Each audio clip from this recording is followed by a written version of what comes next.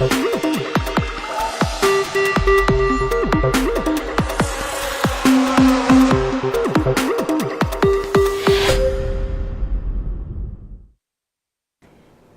afternoon. My name is Rita Kusi. I am host of 30 Minutes with HR. You're watching us live on AAU TV at the Association of African Universities. Now, we have a very interesting show for you today. Before I get started, I just want to thank you for tuning in. This is our 4th episode. Thank you for watching. I always like to know where our viewers are watching from. So if you don't mind, kindly leave a comment and let us know where you're watching from. Today's episode, we are discussing managing intimidation and harassment at the workplace. How are employers and employees affected? How is productivity affected when incidents of intimidation and harassment occur within the workplace? Today, I'm joined by a colleague of mine, Emma Wenani. I'm going to let Emma introduce herself to you. Good afternoon, everybody, and good afternoon, Rita. My name is Emma Wenani. I'm the Chief Director at Global Media Alliance, and I was also the former HR Director at the same company. It's good to be on the show, Rita. Thank you for inviting me. No problem. I'm excited to host you today. So now, before we get started, we were actually having a side conversation. Intimidation and harassment, are they even the same thing? I don't think so. I think intimidation is more of bullying, or using your position to make somebody else feel uncomfortable. And I would say that harassment is part of intimidation, but they're not the same. Exactly. They cannot be used interchangeably. They go hand in hand. Okay, so with that being said, what I want to do is I want to now share with you the definition, a definition that I came across that I feel best describes harassment.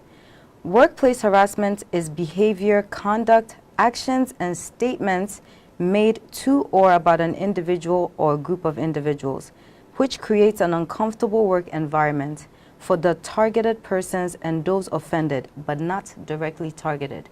The reason I like this definition is because it doesn't just talk about the individual that's being harassed or intimidated.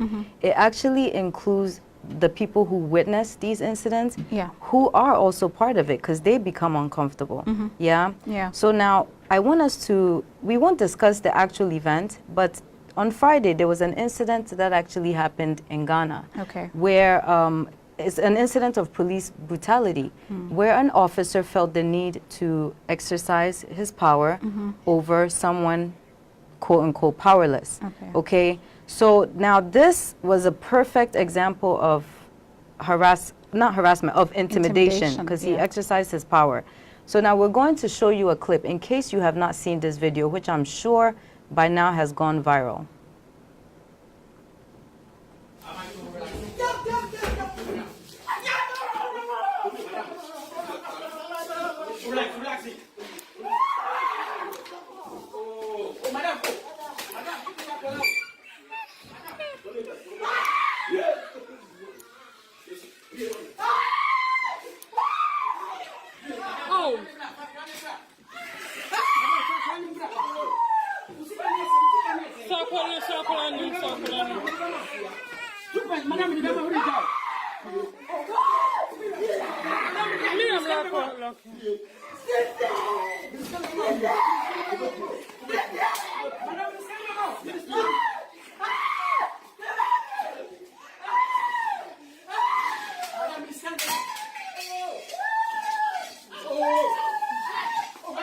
To make this lady who was so powerless and with a very baby uncomfortable in her hand. I don't even think he noticed she was carrying a child. He just went on and on.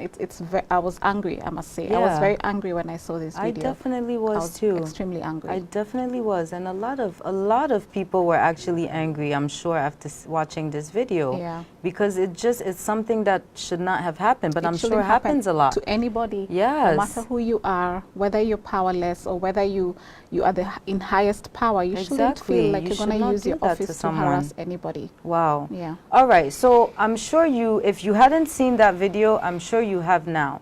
You know, and again, we mentioned that this is an issue of intimidation, where the officer felt the need to exercise his power over someone who was completely powerless, especially because she was holding a baby. So now, in an incident like this, who is responsible? Who do you hold responsible? Well, I think this is one in a million incidents, and it almost looks like he wasn't even aware of what he's doing. But I think I wouldn't hold anyone, like I wouldn't hold who responsible. I would hold the environment that we find ourselves sometimes, because I think the environment should have certain policies that will determine how somebody is treated, who has the power to do it, because at no point in time should anybody be beaten in any place of work, whether it's by your supervisor, whether you're working in somebody's house. You know, we have people who help us around the house, so nobody should be beaten by anybody. So I think I wouldn't blame the victim, or I wouldn't blame the harasser. I would blame the environment sometimes, because I think we find ourselves in environments where there are no policies, so you don't have a system to report, or you don't have a system to tell this is too much. Going back to the video that we just watched, I think if somebody had come to intervene, somebody even in higher authority than the policeman, it shouldn't have happened. Exactly. It almost looked like he had a right to do it. He felt like it was okay to have taken it that far. Yes. So it makes you wonder, has he ever done anything like this before? You know, seems like a professional doing that. I don't even know what to say about it. I know. But, you know, it's really unfortunate. And when we talk about workplace harassment, it doesn't just happen to the employees of the workplace. Obviously, she was a client. Yes. She was not an employee. Yes. Which puts the company more at a higher risk, right? Because you've literally violated one of your clients, like her rights. Certainly. So how should they have dealt with that? Would they have dealt with that differently if it was an employee versus having a client be harassed? Okay, so I think I'm going to comment on this, not particularly to the incident itself, but looking at harassment at the workplace and how it affects employees and, you know, clients. Exactly. So I'll go back to the earlier point I made, which, do you have a policy against how people should be treated in the office? You know, does somebody feel comfortable when they come into the office? How is your orientation of new employees? When clients come, what processes do they go through? Because I think once each and every person is aligned to how things should go, it becomes easier. Another thing I think companies can be able to put into place is, you know, we call it whistleblowing, but I would like to term it as open door communication, where if you're feeling uncomfortable, you should be able to speak about it. I think sometimes it's difficult for people to speak about something, especially when maybe they're being intimidated by their boss, their supervisor. However, I think it should have, you know, you go to offices and you see like suggestion boxes, or do you have a complaint or something like that, make it anonymous. And I think when it's done often, you will notice that there's something wrong. So just little things that would show us that, you know, something is not correct. Putting policies into place, putting a place where you can be able to communicate when something is wrong, ensuring that people feel comfortable. I think comfortability is extremely important, because I don't think anybody, whether you're an employee or anybody who is coming, or a client, once an environment becomes uncomfortable, you will not want to be in it. Yeah. You're very right. You're very right. I definitely believe in transparency with whatever we do, especially at work. Yes, employees can't know everything that goes on, or maybe shouldn't know everything that goes on, but you have to be transparent, right? Yes, that's true. And I definitely like the suggestion box idea, because someone might not feel comfortable going to HR or going to their superior to tell them that something has happened. So what other ways, what measures can you, yes, we cannot completely avoid incidents of harassment and intimidation from happening. Let's be honest. It's going to happen whether we like it or not. But I believe as employers do have certain things that they can do, certain measures that they can take to make sure that it's minimized. You know, so let's start. So when an employee begins at with an organization, what are some of the things that you believe the company needs to do to make sure that they understand the company's culture? Okay, so I think first things first is orientation. So when an employee comes at the workplace for the first time, what kind of orientation are they being given?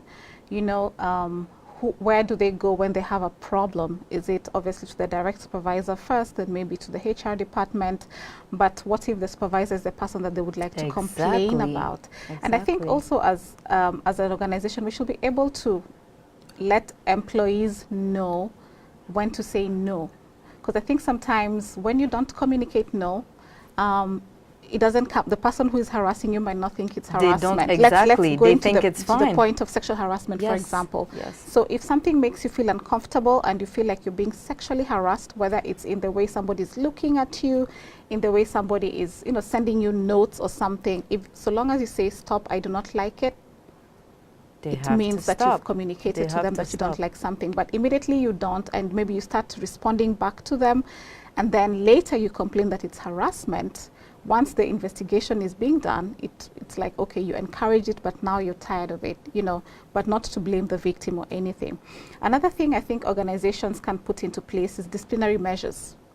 Because I think once you're able to investigate an incident and you find that somebody was guilty of something, what are some of the punitive measures that are taken against it? Just like any organization, obviously there are levels of discipline, there are levels of punishment. So there's always first-time offenders or repeated offenders or something like that. So you have to have it very clear, the disciplinary process, so that somebody is punished for something that they did wrong. Exactly. Yes. And I think also maybe when you find that somebody is becoming a repeat offender, I know there's always the incidence of just getting rid of them, for lack of a better word. But I think sometimes it's something more psychological. And I think you could get them help. So that even if you're not going to keep them in the organization, you're not just sending them to another organization to do the same thing. Right? So get them help. Maybe it's coming deep down from something that they've been dealing with. So how can you be able to assist them in the future, even if you're laying them off or something? I agree. When I saw this video, I mean, of course, emotions were all over the place and I was angry. But then I said, you know what? Let's also not forget the fact that maybe he's dealing with something really, I mean, to be able to go to that extent, like you have to have some deep psychological issues. So yes, I'm sure he'll probably lose his job. Yes, which he should. Yes, of course. But in addition to that, let's get down to the root of things. What may have caused it? Was it something that maybe happened on the job to get him to that extent? I'm not saying it's okay. I'm not defending his actions, but I just think it's deeper than what we think. Exactly. I totally agree with you 100%. Yeah, you know, and you mentioned sexual harassment, which is actually the most common form of harassment in the workplace. You know, so it's something that we definitely do have to work towards and that we do have to be able to address. Yes. So now I want to go over to our next question. Okay. Yeah. And another thing you mentioned that I thought was interesting was documentation. Yes. I'm all about documentation. I don't care what it is, write it down, document it, because in order to go and plead your case and have it investigated, you need to be able to have proof of what has happened. So documentation, documentation, documentation. So now the next question, what role does HR play when in incidents of intimidation and harassment? What are we supposed to do when things like this happen on the job? I think HR has a very, very tough responsibility. I'll be honest. And I look back to my HR days and I just look back and I'm like, wow, the things I had to go through. But I mean, you have to be able to, one of the things that worked well for me, and I think many HR people would say the same thing, is you always have to remain neutral. Whether you know that this is the truth or not, before the disciplinary process is done, before the investigations are completed, you have to be neutral, because both people are your employees. You know. So whether it's something that is personal to you, whether it's something that brings back any memories of something that happened personally to you, so long as both of them are in the environment, you have to be their HR. Neutral. Okay. And I think sometimes we only limit orientation and policies to when employees come. It doesn't hurt to keep reminding people of the policies, So what we used to do at my organization, and we still do that, is once a year at least we have a training on sexual harassment, because something I was reading about harassment is sometimes people, it's unintentional. It could be in your subconscious that you don't know somebody is actually uncomfortable. Maybe it's your personality that makes somebody uncomfortable, the way you speak, the way you look at them, which you might think is okay because of the way you're brought up. I mean, we're all the way you touch, you might caress someone's arm. The way you're from different upbringings, you're brought up differently. So I think continuous, you know, refreshment training on sexual harassment at the workplace. What is sexual harassment at the workplace? And I think something funny always comes to mind, and people hear sexual harassment and they think always boss to subordinate. It can be the other way around. Yeah. Your subordinate can be harassing you sexually, actually. You know, the messages they send to you, the kind of pictures they forward to you. In this age of social media, I think people don't even think. They just get something and then they forward it to you, not knowing that it could be harassment. It might not like what you're seeing. So I think HR should also be able to, you know, go over the policies over and over again. Open door policy. Yes. You should be approachable. Because I think as the HR, if people are not comfortable to come and speak to you about issues, the purpose of you even being there. Exactly, they won't be able to come. And other than open door policy, there's also the issue of precedence. Precedence is key. Exactly. Because let's say if something happened a while back and nothing was done about it, you know, why should I come now and expect that something else will be done about it? Exactly. So I think the HR department as well also has to ensure that policies are followed to the latter, no matter what is happening. So set the right precedents, have an open door policy, be approachable, be available. Listen to what is happening on the ground. You know, not everything will come to you formally. So I think sometimes you have to put your ears on the ground and listen to what people are talking about, the informal discussions they're having. What are people saying about what employees feel in the workplace? You know, I think sometimes we really downplay informal communication, but somebody can actually be telling you that I'm unhappy to your face, and you won't even hear them. So I think the communication should be extremely, you know, it might be body language. Suddenly you'll notice that Rita is just not herself. You know, so just be alert, be open, be approachable, be available, and talk to people. Yeah, so I'd say that's what I always say. HR, we're counselors in a lot of ways. Yes, we really are. Many ways. Interesting I don't conversation. Envy you because I'm not there. Lucky you. But again, you're watching. This is the 4th episode of 30 Minutes with HR, and I hope you've tuned in live on AAU TV. We are actually live right now on the Association of African Universities Facebook page. Make sure to let us know where you're watching from. And today, we're discussing managing intimidation and harassment at the workplace. And I'm here with a colleague of mine, Emma Wenani. So thank you very much for tuning in. Now, all right, so where are we now? On LinkedIn, there's a gentleman, when I shared that you were coming on the show, he made a comment, and he says, great topic for discussion. Workplace harassment has a lot of impact on productivity. And I want to ask you, how true is that? I think anytime you're not in the mood to do what you're supposed to do, it downplays the productivity levels. So let's say anytime you come to the office and there's an obstacle, and in this place the obstacle is you feeling uncomfortable, you not wanting to be in that meeting with your boss, or you not wanting to be in that meeting with your subordinate, coming to work, you know, not wanting to come to work, not wanting to meet with that client. Exactly. Because sometimes it's the client who is, you know, harassing the person. So that always makes you feel uncomfortable. That always makes you not want to work on that particular project. And if you have to work on it, it means it takes more energy. It doesn't come naturally for you to do it. And therefore your levels of productivity go down.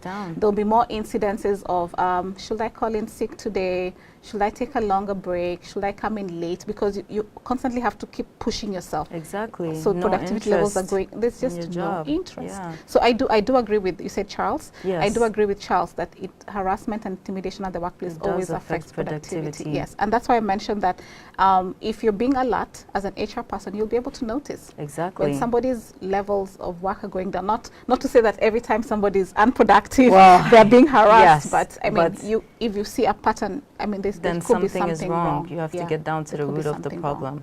Wow, thank you so much, Emma, for that. It's been very insightful. Oh, thank you, All right, viewers, we're going to take a quick break, and when we come back, there's a young lady here that's going to join us, and she's here to actually share a story of intimidation and harassment.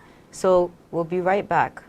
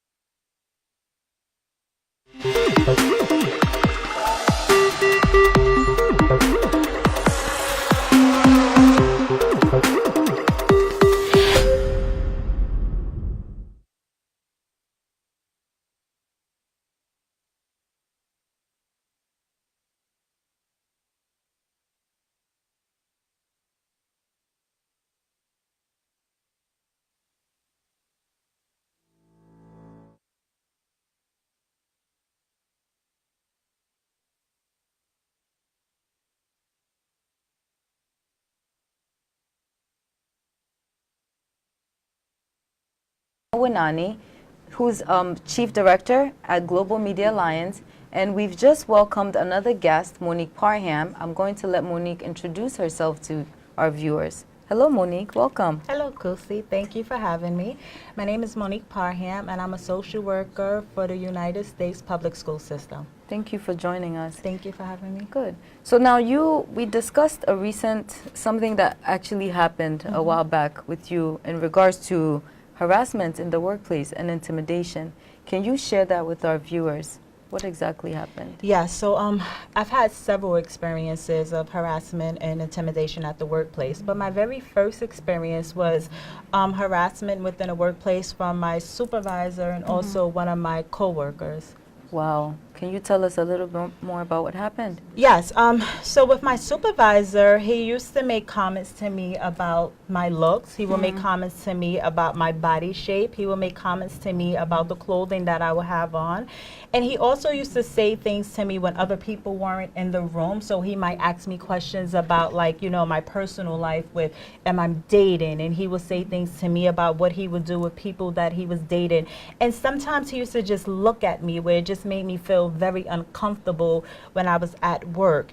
And I remember with my coworker, it was strange because she and I was in the same age bracket, but my supervisor, he was also like 30 years older than me. But with her, she would also say things when I would go into work, or she would do things. It's a she too. Yes, it's it was a female, she. So she was gay, Okay. which I don't have a problem with. But she would do things like she would touch me from time to time, and then she would make comments like, "Oh, I like the way your skin feel," or she would say things to me like, "I can tell from your eyes that you're gay." She would make comments about like my clothing as well. And so when I would do things like I would try to push her away, she would like move her body so that way my hands will touch her breasts, and then she'll make like sexual sounds about me touching her. Wow. Like, "Oh, that feels good." So it was very uncomfortable. It got to the point where I was going to work from school, and when I would get to work, I would change my clothes. So I had like big sweatpants in my lockers, and I had a big t-shirt that I would put on whenever I got to work, hoping that it will lessen them actually saying things to me. You were trying to make yourself even look less unattractive. Yeah. Yes. Wow, which is so that's really sad. That's harassment on so many different levels. Yeah, like you're not escaping one from your supervisor. Yes, your and then is your also colleague. harassing you. Exactly. It's very uncomfortable. Exactly. So I mean, in Monique's situation, do you think it's something that maybe she did? Is she to blame for any of what would have happened? I wouldn't blame her for it. I mean, she was being herself. Yes. I mean, she was dressing the way she was comfortable, and you noticed that she tried to even change exactly how she looked to ensure that she's not being harassed. So I wouldn't blame her at all. Wow. I wouldn't blame her. Wow. Was there any points where maybe, did you say no, or that it made you uncomfortable? Did you ever address the situation? So I was listening, and I noticed some things that I actually didn't do that Emma actually suggested. So me speaking up about it is that I will say like aggressive things to my supervisor, like, "Leave me alone, don't talk to me," like, "Oh, you're disgusting," like, "You're ugly," like, "Don't say that to me," like, you know, like, "I don't like you." And with the girl, I would get physical with her. So I stopped hitting her, and I used to kick her if she came too close to me. So I've never actually spoken to, let's say, his boss or anyone else. I would just be aggressive with them with hopes that maybe you're protecting yourself. I was more so obviously. protecting myself. You're protecting it, because these are, I mean, even your reaction to it is not something that should have happened. It should not have gotten to that extent. It shouldn't at all. But when it comes to protecting yourself, I think you'll go the extra you would mile. go the Or extra at least mile. you try to ensure that they see how upset you are Exactly. and stop coming towards you. was there an HR department and someone that you could have reported this to? So there was an HR department, but I wasn't aware. So as far as mentioning the policy and what you should do in these situations, there was no one there that actually explained to me what to do in this situation. So eventually what happened is that my supervisor's boss, she used to experience some of the interactions, and I used to tell him not to talk to me because I felt like every time he said something to me, it was something inappropriate. So I preferred for him not to talk to me at all. And so she would witness these things. So eventually eventually I got laid off, and I felt like Wow. at that point she mentioned I was insubordinate. She mentioned also like my attitude and my interaction towards my supervisor, but I had nothing to back me up about Of where course. all of Yeah. that came So from. she only saw the Documentation. other She side. only saw the Exactly. other She could have side. at least have gone forward and asked, No, is there she didn't any do that. reason why No. you're, No, and you the know, thing is Nobody that- interviewed me at Wow. all, even after they let me go. Nobody interviewed me at all about some of my behaviors There or are actions. actually some HR managers who would take sides with management. It happens a lot of It cases. does- it does happen Like a Emma lot. mentioned, their role is to be neutral. Our role is to be neutral. But sometimes, I don't know, for whatever reason, some HR managers do tend to side with management, which is absolutely wrong. You know, and it's funny that you mentioned you didn't receive any policies to guide you through this. Yeah. You know, sometimes when we think issues like this really happen more on the continent, where, oh, okay, they fail to document, or employers fail to give you proper orientation. But it actually depends on the organization. There It are, does, yes, it it does. depends. Whether It it's the US, whether it's the UK, whether it's anywhere. Like a lot of employers, I think they underestimate the importance of HR and having these policies in place to protect themselves and also the employees. Yeah. And if I can add to that, I also think I was younger then. So I also think how HR interacts with their young workers. So I feel like I was looked at as a young worker, so nobody actually, Disregarded. yes, they Yeah. just disregarded me. Yeah. Could be replaced anytime. Exactly. Yes, exactly. exactly. And that shouldn't That happen. shouldn't That be the should never case be at the all. case. It shouldn't be You the know, and case. I'm sure in that instance it did affect productivity in that instance. Wow. So this is very interesting. All right. So I believe this is a question that just came in. Is this a question? Okay. So what do you do when your CEO wants an affair with you, but you can't talk to the HR manager because the HR manager, is a brother to the CEO? Definitely there would be some caution. Okay, so I feel like, I'm not sure who just posed this question, but it's something that just came in. Yeah. Yeah? Yeah. And it's something that is quite Exactly. real. But the problem that I do have with employees is that sometimes we tend to assume. Yeah, I understand that, okay, there is a brotherly relationship there. But to assume that because they're brothers, if you take it to him, that nothing would be done. I don't completely agree with that. So how would you deal with this alarming situation? It's a tough conversation, obviously, but let me look at it from both points of view. Yes, please. So one thing I mentioned was precedence. So this seems, the note, just reading it directly, almost looks like somebody who has seen things happening that, you know, like maybe the HR hasn't done something against the Exactly. CEO and therefore has Exactly. concluded for themselves that this is what is happening. So that Exactly. could be one case. However, I totally agree with you that we shouldn't assume. Yes, You know, maybe speaking to the HR, they would be able to speak to their brother exactly. that, you know, at the end of the day, this could bring issues to the organization. Exactly. You know, on our continent, unfortunately, we don't do a lot of suing. But, you know, something like harassment, people there's have been a sued serious for it. lawsuit. So I don't think the HR would Serious. want the company to go direction, under as yes. the company where people get harassed. I don't think the Exactly. CEO would want Exactly. their name tarnished, because at the end of the Exactly. day, once you tarnish your name, you're tarnishing the whole organization. Exactly. Your clients don't want to be associated with you. So I think just go to the HR, speak to them about what is happening. If Exactly. nothing is done, at least you said it. Exactly. You know, and then if it doesn't work out, or it's just leave. Exactly. Just And leave. I think Yeah. what would really also help in this situation, just so that he or she can avoid any incident, is that, I'm guessing is a she, because she said brother, I'm guessing. But is, again, documentation.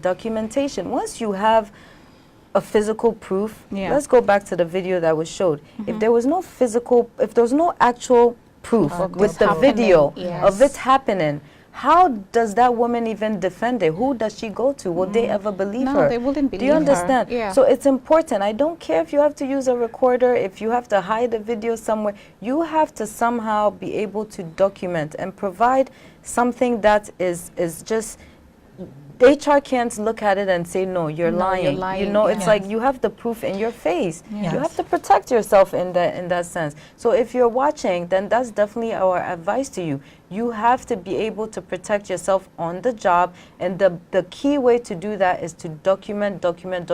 Write it down. Keep a journal. What are the activities that are happening on the job that's making you uncomfortable? Yeah. I just want to add something with documentation, because something that I learned to do later on down the line, email is one form of great documentation, but sometimes everything is not actually email. So I started even going to the extent that when I would write things down, I would also write like the time of the day that it took place. Exactly. I would write down if Where? it was an event The that actually took location. place. Yeah. Sometimes I even went to the extreme of what I had on, what that person had on, who else was around, because I Exactly. feel like when your documentation is so much more detailed, Specific. then HR knows that it's it not is not fabricated. something that yes, is like, you made know, up. exactly. And So- who was there? Was anyone around that may have Exactly. witnessed it? Yeah. You know, Exactly. maybe they can also Exactly. speak up on it when it happens, you know? 'Cause And I was just going to say something that sometimes when you bring out an incident, you might actually be helping other people be able Exactly. to talk about it. it's very So true. as opposed to just keeping quiet and hoping that it doesn't happen to anybody else, what if you are the one who's going to save everybody Exactly. else? So Yes. speak about Exactly. it. Somebody else might come and say, oh, she's not lying. It also happened agree. to me. I And I agree. mean, there can be 10 people who've just decided to gang up against somebody. agree. So no matter what happens, always talk about it. Document it, like definitely- Monique said. I Because you can't definitely give agree. too much information and then fabricate all of it.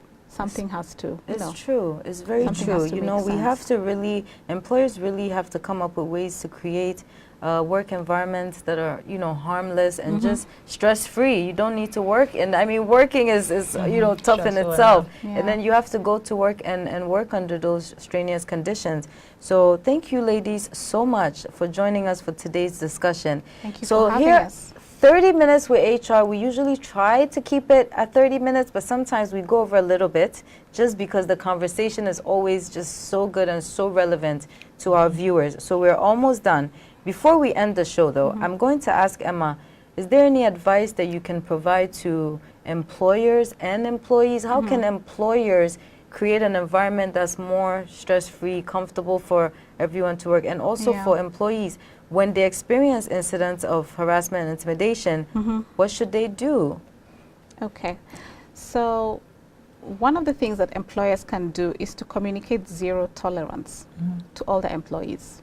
Zero tolerance will mean that no matter who you are, if there's a complaint against you, you'll be treated just Like everyone else. like everybody else. So Exactly. you'll go through the same disciplinary process, you'll go through the same punitive measures so that your employees can get to trust you, you know. So once there's zero tolerance, your employees will trust you. What I'd say to employees is say no. When something is uncomfortable, just say no, because some people don't know that they're making you uncomfortable. I mean, you would assume that you should know I'm uncomfortable by the way I look, but believe you me, some people can't just tell. They So don't just know. say no, that I don't like what you're doing, Rita. I'd want you to stop. It's making me uncomfortable. I don't like you that way. Just speak it. It's very Okay. true. And then my final advice to maybe the HR department is to be alert, to be approachable and vigilant. Yes. So that's what I'd say. Thank you so much. So everybody essentially has a role, Has a to, role to play play, in yes. harassment. And I Yeah. do like Emma mentioning that you have to speak up, because it's Yes. true. Someone might touch you on the shoulder and they might not even know that you're uncomfortable with. They Yeah. might just think, oh, hey, you know, but this is what I tell all employees. You cannot go wrong with a handshake. Yeah. Shake someone's hand if you must. That is good enough. You know, but when it comes to Touching your arm, touching your it's legs. very, very evasive, and I don't Yeah, think it's people are true. very comfortable Yeah, with that. no. So, yeah, so thank you again for tuning in to the 4th episode of 30 Minutes with HR. You've heard it all here. You know, when it comes to harassment, if anybody's conduct, whether it's the way they look at you, the way they talk to you, the way they touch you, if it makes you feel even a little bit uncomfortable, then something is wrong, and it's time for you to really start monitoring. But before you do that, address the individual. Let them know that, hey, what you did, I'm not okay with it. Now, if it continues, then you know that you have to take it a step further. Start documenting. And like Monique said, don't just write down the incident. Be very specific. Where did it happen? What time? With who? Was anyone around? okay? And then once you start gathering information, you take it to your superior or you take it to the HR department, and they would be able to investigate it from there. And like Emma said, you can be saving the next person from being harassed or intimidated on the job. Thank you very much for tuning in, and we'll see you again next week, Wednesday.